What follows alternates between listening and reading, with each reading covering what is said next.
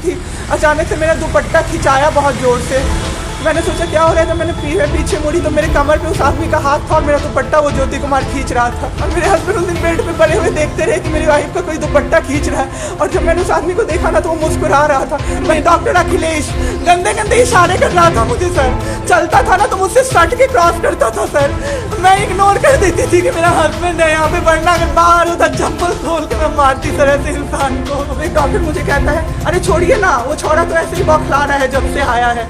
मैं उस समय कुछ नहीं कर पाई सर। ऑक्सीजन सिलेंडर देखता था और कहता था हाँ वो खत्म हो जाएगा, वो खत्म हो जाएगा। मेरे हस्बैंड खत्म हो गए सर, मेरा बाबू चला गया हमको छोड़ के। किस अस्पताल में हुआ है सर हम लोग नोएडा में रहते हैं, मैं और मेरे हस्बैंड। अभी होली में हम लोग बिहार आए हुए थे सर, होली मनाने के लिए पूरी फैमिली का गेट टुगेदर था। 9 अप्रैल को मेरे हस्बैंड की तबीयत ख़राब हुई, फीवर हुआ उनको काफ़ी तेज। हमने कोरोना का 2-2, 3-3 बार टेस्ट करवाया, नेगेटिव आया। RT-PCR के लिए दिया तो वहाँ पे भागलपुर में सर, भागलपुर में थे हम लोग, वहाँ पे 1 दिन 2 दिन वेट करते करते 10 दिन तक रिपोर्ट नहीं आया। फिर हमने नोएडा के एक डॉक्टर हैं उनसे कंसल्ट किया, वीडियो कंसल्टेशन से। उन्होंने बोला कि CT चेस्ट करवाना है। हम लोग भागलपुर गए और CT चेस्ट करवाए तो उसमें उनका इन्फेक्शन आया। 60% लंग्स उनका उसमें इन्फेक्टेड था, डैमेज नहीं था, इन्फेक्टेड था बस। बाकी लंग्स का हर चीज़ परफेक्ट था, सारा चीज़ नाक का, गले का सब कुछ नॉर्मल था, उसमें रिपोर्ट में था। फिर हम लोग नेक्स्ट डे ग्लोकल हॉस्पिटल है भागलपुर में, ग्लोकल हॉस्पिटल लेके आए, वहाँ पे एडमिट कराया हमने ICU में। मेरी मदर की भी तबीयत ख़राब थी, मेरी मम्मी और मेरे हस्बैंड दोनों एक साथ एडमिट हुए। वहाँ पे इतनी लापरवाही हुई उनके साथ, इतनी लापरवाही हुई।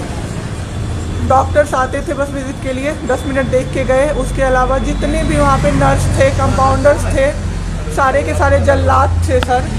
कोई दवाई तक नहीं देना चाहता था पेशेंट। मेरी मदर टचवुड बेटर कंडीशन में थी थोड़ी, मेरे हस्बैंड बोल भी नहीं पा रहे थे उस समय तक। इशारे से पानी का ऐसे ऐसे बताते थे लेकिन कोई उनको पानी नहीं पिलाता था सर। वो मुझे हार के फ़ोन करते थे कि पानी पिला दो। जब मैं अंदर जाती थी तो ये लोग हल्ला करते थे कि क्यों जा रहे हो अंदर। फिर भी मैं जाके उनको पानी पिलाती थी, जूस पिलाती थी। रेमडेसिविर इंजेक्शन का नाम आप लोगों ने अभी तक सबने सुन लिया होगा कि कितनी मुश्किल से मिल रहा है। डॉक्टर ने वहाँ सजेस्ट किया, मेरे 2-2 पेशेंट थे वहाँ, हमने बहुत मुश्किल से अरेंज किया। जब वो इंजेक्शन मिला तो एक दिन रात को जब इंजेक्शन देने लगे, हाफ इंजेक्शन फ्लोर पे गिरा दिया उन्होंने। हमने कहा कि इतना महंगा इंजेक्शन है, इसी का असर होके ठीक होते ये आपने कैसे गिरा दिया।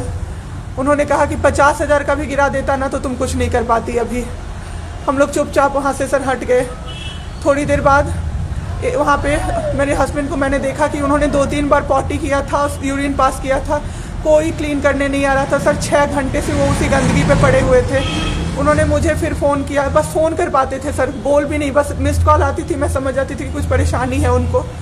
जब मैं गई तो मैंने देखा पूरे गंदे बेड पे मेरे हस्बैंड 6 फीट 2 इंच के सर, पूरे गंदे पे वो सोए हुए थे सर। मैंने ज़बरदस्ती सबको बुलाया। एक आदमी था ज्योति कुमार करके, ज्योति कुमार, सब लोग ध्यान से इसको कवर कीजिए। ज्योति कुमार एक कंपाउंडर था वहाँ पे। कौन सा हॉस्पिटल का नाम?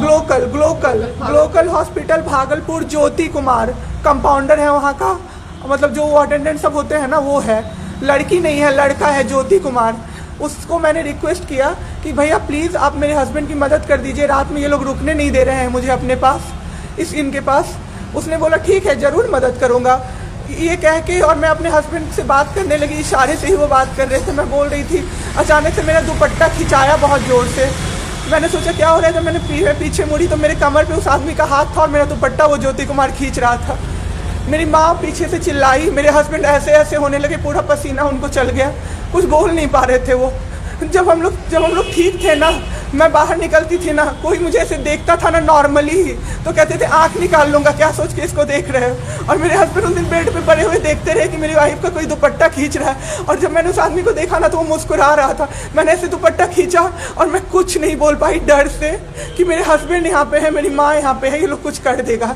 इस डर से मैं कुछ नहीं बाहर निकली। मैं बाहर निकल के मैं दम से बैठ गई। वो आदमी मेरे पास फिर आया, मुस्कुरा के बोला मैं ध्यान रखूँगा। मैंने बोला ठीक है भैया आप ध्यान रखना। मैंने कुछ नहीं बोला उसको, कुछ भी नहीं। 2-3 दिन बाद ऐसे ही कोई सुविधा नहीं, कुछ नहीं। मेरे हस्बैंड की तबीयत उस दिन से बिगड़ी जब रात के 2 बजे में मेरी मदर के बगल वाले बेड पे एक अंकल, मास्क उनका हट गया था और वो अंकल चिल्ला चिल्ला के नर्स को बुला रहे थे और मेरी मम्मी चिल्ला रही थी, जल्दी आइए ये मर जाएंगे, जल्दी आइए ये मर जाएंगे। कोई नहीं आया और अंकल ने दम तोड़ दिया। ऐसे 3-4 लोग उस 2-3 दिन के अंदर दम तोड़े हैं बिना केयर के, बिना नर्स के आए। सारी नर्स टेबल कुर्सी लगा के सो जाती थी, कहती थी पागल हो गए हैं हम ही, अब मर जाएंगे इस कोरोना के चक्कर में, अब तो क्यों जॉब कर रहे हो, छोड़ दो, आपकी जगह कोई और आ जाएगा। उसके बाद वहाँ से बाई पैप वहाँ उस हॉस्पिटल में नहीं अवेलेबल था। मेरे हस्बैंड की तबीयत एक दिन बहुत ख़राब हो गई, उन्होंने मायागंज रेफ़र कर दिया, भागलपुर मायागंज हॉस्पिटल।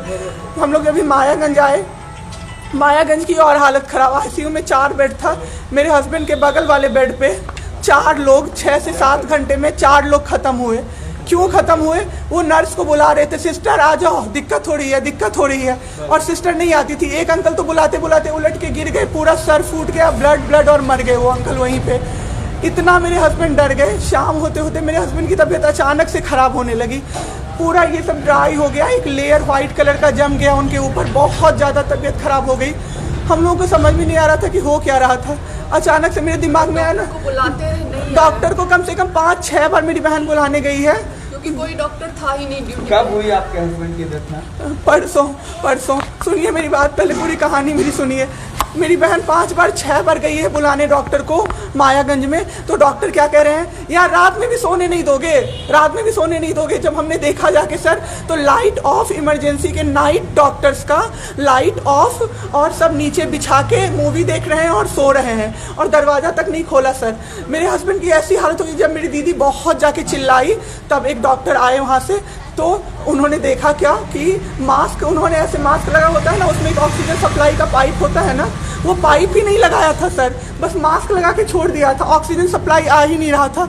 जब बहुत कम हो गया तब वो डॉक्टर आए और पाइप लगाया, मेरे हस्बैंड तुरंत में जिंदा हो गए। उसी दिन से उनके दिमाग में वो ऑक्सीजन की किल्लत का डर बैठ गया सर। बहुत 7 घंटे बिना ऑक्सीजन के रहे सर, लड़ते रहे। फिर उस दिन इतना वो डर गए, वो बोले नहीं अब हमको कहीं बाहर लेके चलो। दिल्ली में सर हमने बेड का किया, बहुत पता नहीं था, दिल्ली में कहीं भी जगह नहीं था। हम पटना आए, राजेश्वर हॉस्पिटल में सर पटना आए। यहाँ पे इन्होंने कहा ICU में अटेंडेंट नहीं अलाउड है, नहीं जाओगे आप। मेरे हस्बैंड रोने लगे कि मेरी वाइफ को बस भेज दो, वो रहेगी तो मैं ठीक हो जाऊँगा। इन लोगों ने नहीं अलाउ किया सर। आज मैंने देखा, एम्बुलेंस से हम लोग भागलपुर से पटना आए थे राजेश्वर, रास्ते में उनको 3 बार पॉटी हुई थी सर। उसी गंदे बेड पे उनको 4-5 घंटे राजेश्वर में सुलाया रहा।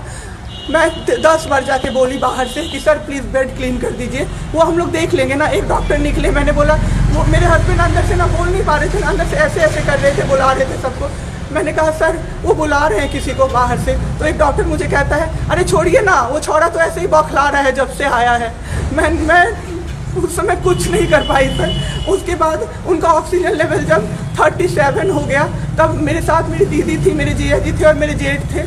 तब मैंने अपने जीजा जी से बोला कि अब मेरे से नहीं रहा होगा, मुझे किसी तरह से अंदर भिजवाइए। तब उन्होंने ज़बरदस्ती मुझे अंदर भेजा और 37 से 74 मैंने कर दिया 10 मिनट में। मेरे बाबू का ऑक्सीजन लेवल मैंने बढ़ा दिया। उसके बाद इन लोगों ने मुझे बोला, मैंने बोला सर अटेंडेंट अलाउड है, सारे के अटेंडेंट बैठे हुए थे। तो एक डॉक्टर ने मुझे बोला अटेंडेंट अलाउड नहीं रहेंगे तो कैसे काम चलेगा, सब तो कोरोना से बीमार पड़ रहे हैं, हम लोग कितना देखें, हम लोग क्या मर जाए खांसते खांसते सबको देख के, बैठिए चुपचाप और देखिए।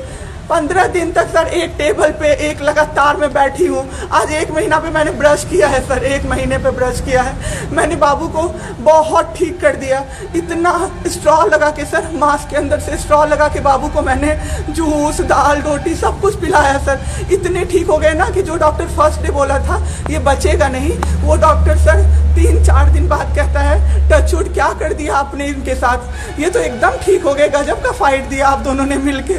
मुझे क्या पता था कि मैं फाइट दे रही हूँ और ये लोग मेरे बाबू को ख़त्म कर देंगे। इतना ऑक्सीजन का किल्लत सर, मेरा बाबू डर गया बहुत ज़्यादा। ऑक्सीजन सिलेंडर देखता था और कहता था हाँ वो ख़त्म हो जाएगा, वो ख़त्म हो जाएगा। मैं कहती थी नहीं ख़त्म होगा बाबू। 1.5 घंटे के लिए सर ऑक्सीजन सप्लाई बंद रहता था। बाद में हमें पता चला ये लोग ब्लैक मार्केटिंग कर रहे हैं अंदर में ऑक्सीजन सिलेंडर का। जो अस्पताल वाले हैं ना, वो ऑक्सीजन सप्लाई बंद कर देते थे ताकि बेचैन होके लोग खरीदें उन्हीं से। हम भी खरीदे सर, मैंने भी खरीदा, क्या करते। क्या करते, हमें भी तो चाहिए था। परसों सर सुबह में हमारे पास एक ही सिलेंडर था, पाइपलाइन बंद हो गया, मेरे हस्बैंड को बाईपैप लगा हुआ था, उनको 2 सिलेंडर से जाना था, एक ही सिलेंडर था। सिलेंडर मांगते मांगते कहीं नहीं मिला सर, मेरे हस्बैंड खत्म हो गए, मेरे हस्बैंड खत्म हो गए सर, मेरा बाबू चला गया हमको छोड़ के। आपके साथ यहाँ पे भी सर, यहाँ पे राजेश्वर में डॉक्टर अखिलेश गंदे गंदे इशारे कर रहा था मुझे सर, चलता था ना तो मुझसे सट के क्रॉस करता था सर, मैं इग्नोर कर देती थी कि मेरा हस्बैंड है यहाँ पे, वरना अगर बाहर होता चप्पल खोल के मैं मारती सर ऐसे इंसान को। वहाँ पे मायागंज हॉस्पिटल में डॉक्टर्स, कोई भी डॉक्टर नहीं आता है, कोई सीनियर डॉक्टर नहीं, जूनियर डॉक्टर नहीं, और पेशेंट की सिर्फ एंट्री कर देते हैं कि फिजियोथेरेपी किया गया, ये बेबा वो नाक का क्या करते हैं, नेबुलाइज किया गया, 4 बार नेबुलाइज किया गया, कोई चीज़ नहीं होती है, सिर्फ पेशेंट की एंट्री कर देते हैं। एंट्री सब किया हुआ रहता है कि ये बड़े डॉक्टर आए, ये बड़े डॉक्टर आए, उन्होंने पेशेंट को देखा, नेबुलाइज किया, फिजियोथेरेपी हुआ, पेशेंट को कुछ नहीं, मतलब सीपैप पे पड़ा हुआ पेशेंट, और उसको देखने के लिए 24 घंटे में कोई नर्स नहीं आती है, रूम बंद करके, और सब सोते रहते हैं। दरवाजा ठकठकाइएगा तो चिल्ला के बोलेगी दूर भागो यहाँ से, कोरोना पेशेंट के यहाँ से आई हो, हम लोग अभी रात में नहीं आ सकते। हम लोग क्या मर जाए पेशेंट के लिए? कोई नहीं आता है, कोई नहीं आता है देखने के लिए किसी को। ये लोग पटना में हम लोग 26 तारीख को आए पटना। मैम आपके साथ जो ये सब हुआ है, गलत हुआ है, इसकी शिकायत आपने किसी को की है? अभी किसको करे सर, परसों तो मेरा बाबू गया है।